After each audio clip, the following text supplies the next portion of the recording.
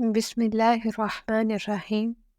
حضرت عائشہ رضی اللہ تعالی عنہا سے روایت ہے کہ رسول اللہ صلی اللہ علیہ وآلہ وسلم نے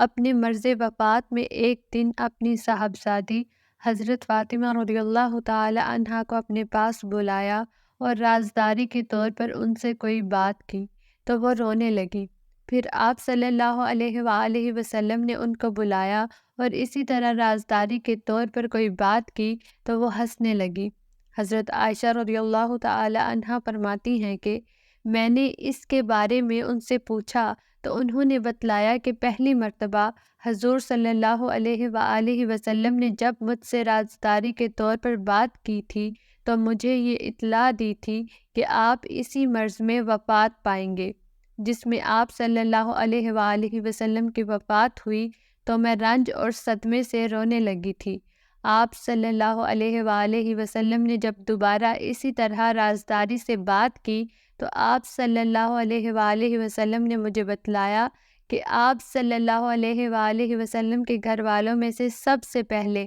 میں ہی آپ صلی اللہ علیہ وآلہ وسلم کے پیچھے روانہ ہوں گی اور آپ صلی اللہ علیہ وآلہ وسلم سے جا ملوں گی تو مجھے خوشی ہوئی اور میں ہنسنے لگی۔ تشریح۔ حدیث کا مضمون واضح ہے،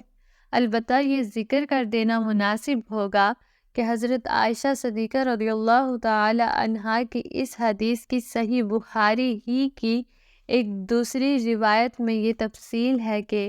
حضور صلی اللہ علیہ وآلہ وسلم کے مرض وفات میں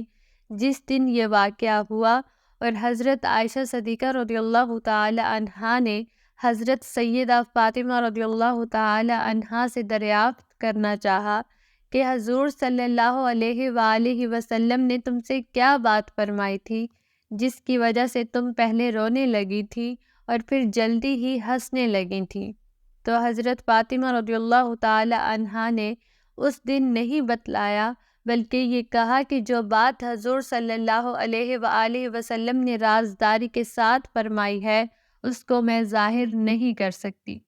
پھر جب حضور صلی اللہ علیہ وآلہ وسلم کی وفات ہو گئی تو حضرت صدیقہ رضی اللہ تعالی عنہا نے پھر ان سے دریافت کیا تو انہوں نے مجھے بتلایا کہ پہلی دفعہ حضور صلی اللہ علیہ وآلہ وسلم نے مجھے یہ بتلایا تھا کہ میں اسی مرض میں دنیا سے اٹھا لیا جاؤں گا تو میں رنج و صدمے سے رونے لگی تھی۔ پھر جب دوسری دفعہ آپ صلی اللہ علیہ وآلہ وسلم نے مجھے بتلایا کہ آپ صلی اللہ علیہ وآلہ وسلم کے گھر والوں میں سے سب سے پہلے میں ہی آپ صلی اللہ علیہ وآلہ وسلم سے جا ملوں گی تو رنج و غم کی کیفیت ختم ہو گئی اور میں خوشی سے ہنسنے لگی تھی۔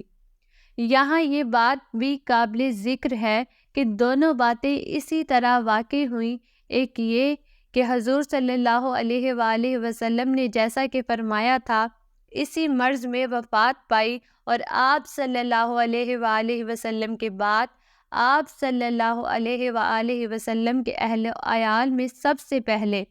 سیدہ فاطمہ رضی اللہ تعالی عنہا کی ہی وفات ہوئی صرف 6 مہینے کے بعد۔ یقیناً یہ ان پیشن گوئیوں میں سے ہے جو آپ صلی اللہ علیہ وآلہ وسلم کی نبوت کی روشن دلیل ہے۔ سیدنا ابو مالک اشعری رضی اللہ عنہ سے روایت ہے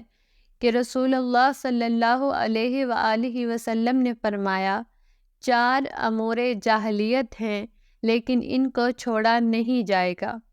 حسب پر فخر کرنا، نسب پر طعن کرنا، تاروں کے ذریعے بارش طلب کرنا اور نوحہ کرنا۔